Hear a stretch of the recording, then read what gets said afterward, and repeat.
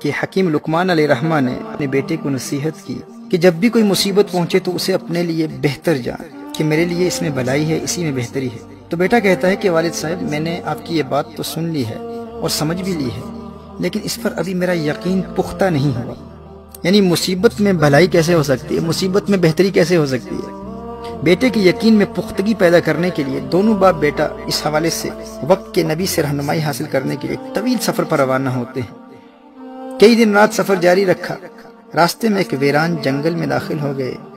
شدید گرمی تھی، کھانا پانی بھی راستے میں ختم ہو گیا، خچر بھی تھک چکے تھے اور پیاس کی شدت سے ہانپنے لگے تو دونوں باپ بیٹا خچروں سے نیچے اتر آئے اور پیدل ہی چلنے لگے۔ اب اچانک بہت دور ایک سایہ اور دھواں سا نظر آیا تو حضرت حکیم لقمان علیہ الرحمہ نے گمان کیا کہ وہاں شاید کوئی آبادی ہے، تو اسی طرف چلنے لگے۔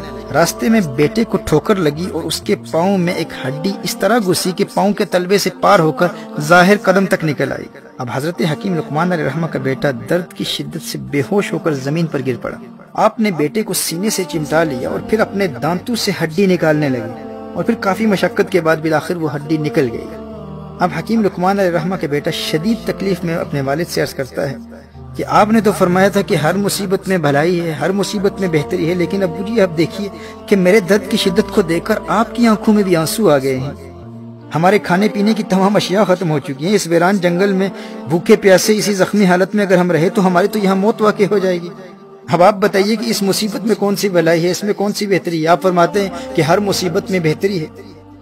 حضرت حکیم لقمان علیہ الرحمہ نے ارشاد فرمایا، بیٹے اس مصیبت میں بھی تمہارے لیے کوئی بہتری ہے۔ ہو سکتا ہے کہ اس چھوٹی مصیبت میں تجھے مبتلا کر کے تجھ سے کوئی بڑی مصیبت دور کر دی گئی ہو۔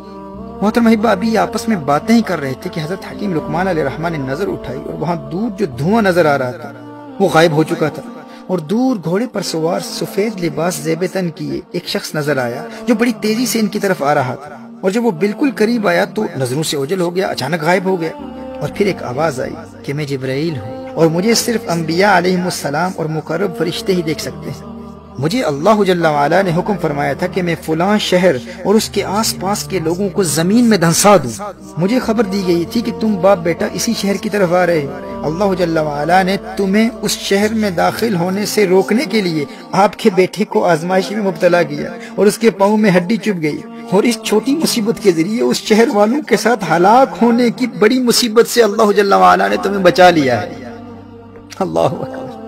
محترم احبہ، پھر حضرت جبریل امین علیہ السلام نے اپنا نورانی ہاتھ اس لڑکے کے پاؤں اور برتنوں پر پھیرا، پاؤں بالکل ٹھیک ہو گیا اور برتن پانی اور کھانے سے بھر گئے، اور پھر دونوں باپ بیٹے کو سواریوں کے ساتھ اٹھایا اور چند ہی لمحوں میں واپس ان کے گھر پہنچا دیا۔ میرے دوستو یاد رکھنا، جب بھی کسی مصیبت میں مبتلا ہو تو ہمارا رویہ یہ ہونا چاہیے کہ یہ مصیبت کسی بڑی مصیبت کو ٹالنے کے لیے آئی ہے، اور اس مصیبت میں ہمارے لیے کوئی بہتری ہے، کیونکہ کچھ مصیبتیں آتی اسی لیے ہیں کہ ہمیں کسی بڑی مصیبت سے بچائیں۔